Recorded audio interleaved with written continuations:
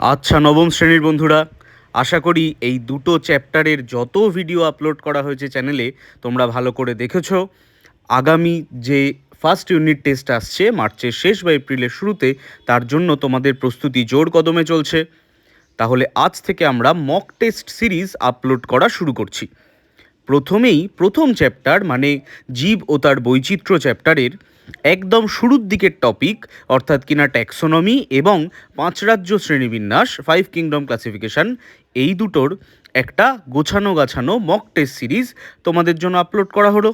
তোমরা সেই সিরিজটা পজ করে ভালো করে দেখো, কোশ্চেন পেপারটা সলভ করে কমেন্টে বা নাম্বারে হোয়াটসঅ্যাপ করে আমাকে আনসার পাঠাও।